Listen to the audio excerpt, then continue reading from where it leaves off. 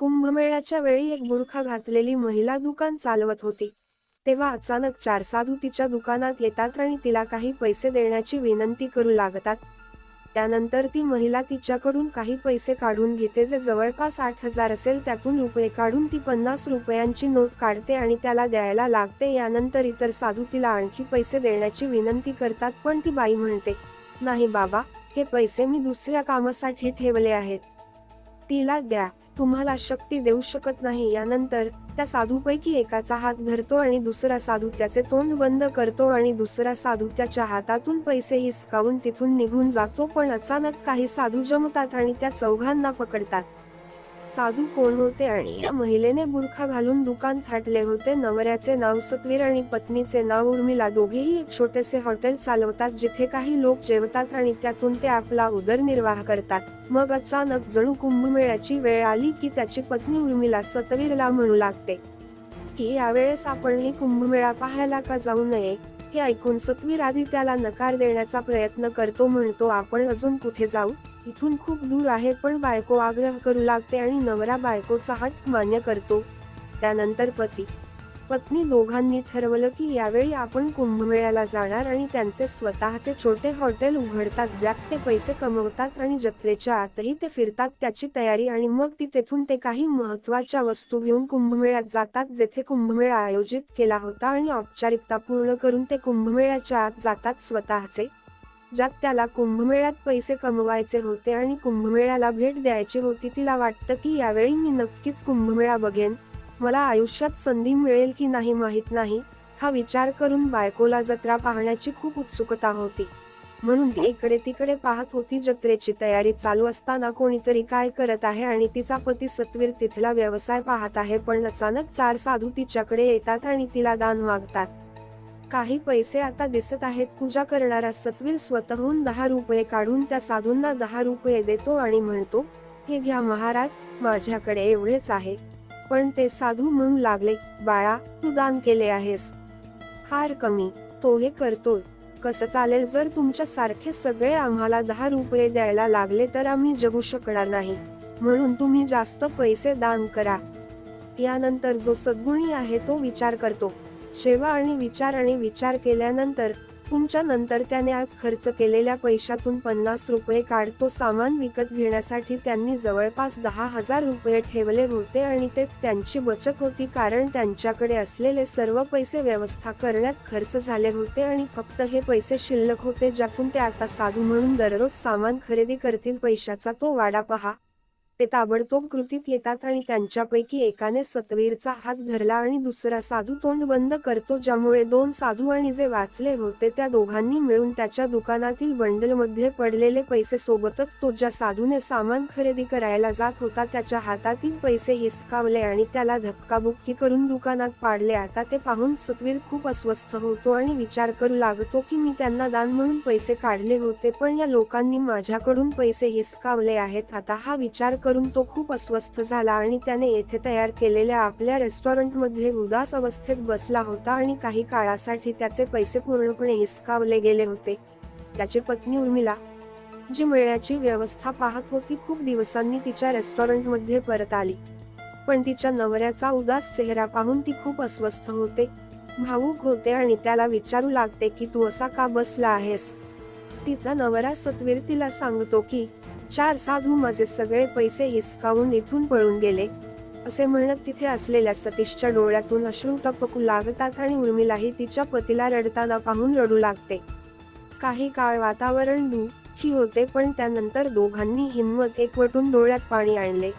मग उर्मिला म्हणू लागली की जर असे घडले असेल तर पोलिसात तक्रार करा. पोलीस नक्कीच त्या साधूंना शोधून आमचे पैसे परत करतील. विचार केल्यावर सतीशलाही वाटतं की हो, हे शक्य आहे, कारण तिथलं पोलीस मॅनेजमेंट खूप चांगलं होतं. त्यामुळे त्याला पोलिसांकडे तक्रार करायची आहे.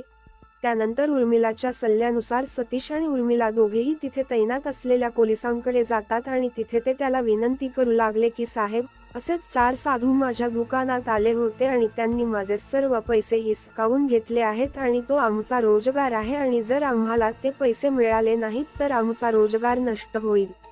पोलीस ते त्यांचे एकही शब्द ऐकत नाहीत आणि म्हणतात की इतके पैसे एकत्र ठेवण्याची काय गरज होती. आणि आता हे ऐकून सतीश दुःखी झाला आणि म्हणू लागला की साहेब, आम्ही आलो आहोत लांबून आणि इथे छापा टाकला आहे.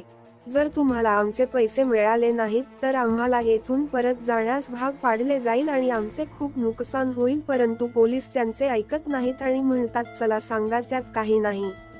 आता इथे करोडो साधू आले असण्याची शक्यता आहे आणि ते साधू कुठे शोधू जे तुमचे पैसे घेऊन गेले आहेत असे सांगतात आणि त्यांना नकार देतात. आणि जे सतीश आणि रमला आहेत ते तिथून परत जाऊ लागतात. पण तेवढ्यात अचानक लाल दिव्याची गाडी येते, ज्यामध्ये एक मोठा अधिकारी होते आणि ते बडे अधिकारी येताच इकडे तिकडे आळशीपणे पडलेले सगळे पोलीस अचानक नजरेस पडतात आणि आल्याबरोबर त्यांना सलाम करू लागतात. आता सतीश आणि उर्मिला त्यांना पाहताच तो मोठा अधिकारी आहे. विचार करा की त्यांची तक्रार त्याच्याकडे का नेत नाही. कदाचित त्याने आमचे पैसे वाया जातील. यानंतर सतीश आणि उर्मिला तिथे गेले. तो एका वरिष्ठ अधिकाऱ्याकडे जातो आणि त्याला त्याची समस्या सांगतो. या लोकांपैकी मोठे वडील म्हणतात की काळजी करू नका, तुमचे जे काही नुकसान झाले आहे ते भरून काढले जाईल. परंतु आम्हाला ते लोक सापडत नाहीत, कारण येथे अनेक संत आहेत आणि आम्ही त्यांच्यापैकी कसे बनू शकतो. त्यांना एक मोठा अधिकारी सापडेल जो त्याच्या खिशातून सुमारे 1 रुपया काढतो आणि त्यांना देतो आणि म्हणतो की हे घ्या, तुमचे काम करा आणि आतापासून जर काही अडचण असेल तर पोलीस तुमच्या सेवेसाठी आहेत, त्यांना सांगा. पण मग इतर लोक सांगतात की साहेब, त्यांनी आमच्या बोलण्याकडे लक्ष दिले नाही. तुम्ही हे कोणाला सांगितले?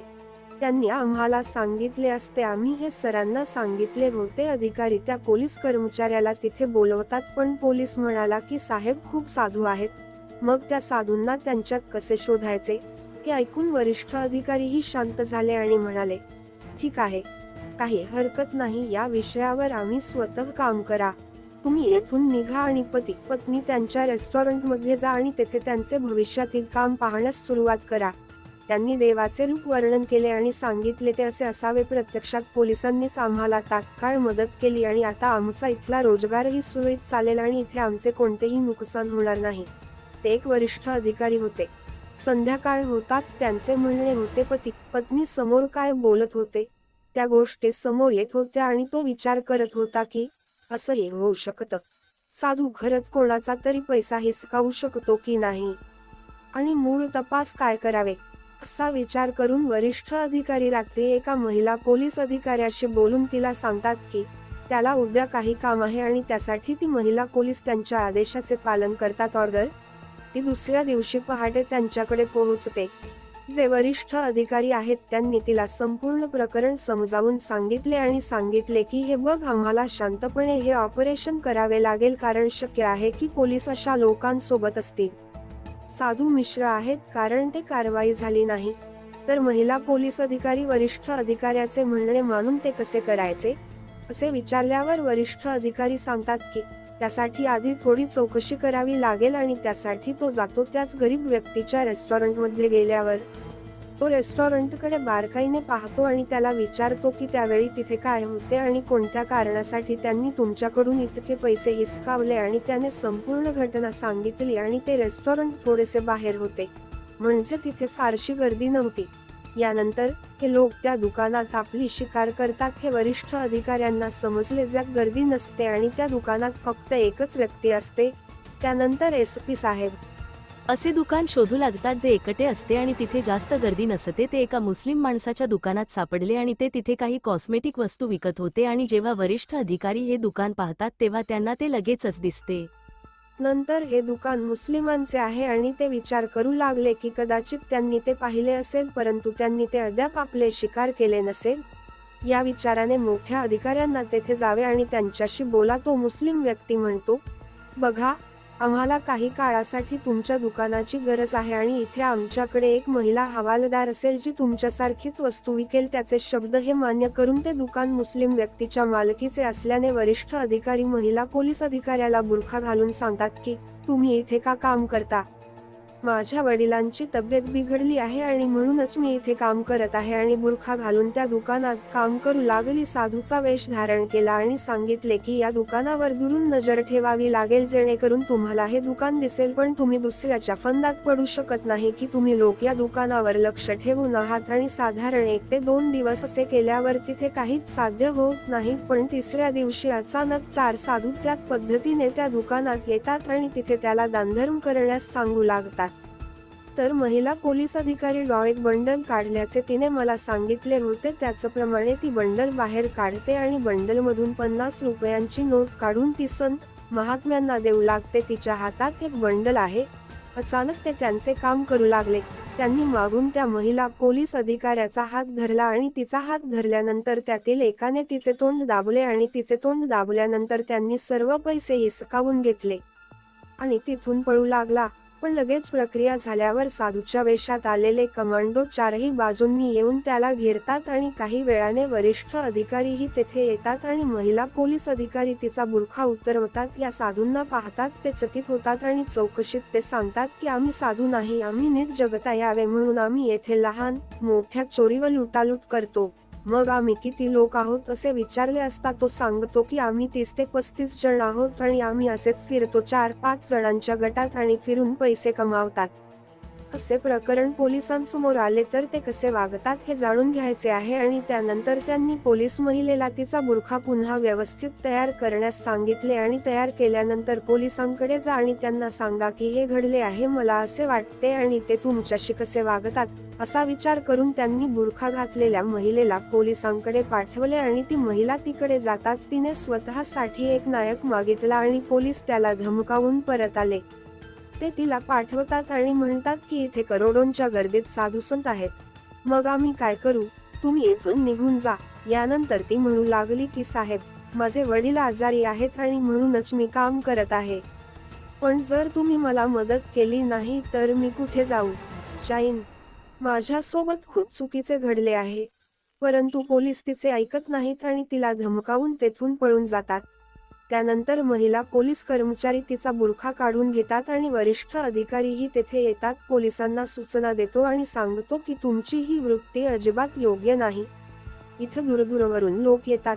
कुणी नोकरीसाठी येत असेल किंवा दर्शनासाठी येत असेल तर तुम्ही लोक इथेच थांबा. ते तुम्ही लोकांना मदत करता यावी आणि असे काही होऊ देऊ नये म्हणून हे केले गेले आहे. आणि पोलीस वरिष्ठ अधिकाऱ्याची माफी मागतात आणि म्हणाले की साहेब, भविष्यात असे होणार नाही आणि आम्ही सर्व लोकांना खरोखर मदत करू. आणि जेव्हा ही गोष्ट घडली, प्रत्येकजण पोलीस खात्यापर्यंत पोहोचतो की वरिष्ठ अधिकारी अशा कारवाया करतात आणि लोकांना अटक करतात आणि पोलिसांमध्येही फटकारले जात आहे. म्हणून पोलिसांनी आता सर्वांची काळजी घेण्याचे ठरवले आणि फक्त आपण थोडे बोलू शकता ते त्याच्याबरोबर तिथे जातात आणि तिथल्या 4 वरिष्ठ अधिकाऱ्यांच्या मदतीने तिथल्या सर्व लुटारूंना पकडतात आणि या जत्रेतल्या लुटमारीला कमी करायचे ठरवतात. इथे सतवीरच्या बायकोलाही बातमी पोहोचते की पोलिसांनी त्यांना पकडले आहे आणि त्यांचा ग्रहही ताब्यात घेतला आहे. लोक विचार करू लागतात की पोलिसात सर्व लोक समान नाहीत, काही अधिकारी आहेत जे आपल्यासाठी खूप काही करतात. तर मित्रांनो, ही आजची गोष्ट आहे. जर तुम्हाला व्हिडिओ आवडला असेल तर आम्हाला सांगा. नंतर व्हिडिओ आवडला तर चॅनलला नक्की सबस्क्राईब करा जेणेकरून आम्हा लोकांना असे चांगले व्हिडिओ बनवायला थोडे प्रोत्साहन मिळू शकेल. आपण या कथांमधून काहीतरी शिकू शकाल आणि तोपर्यंत नवीन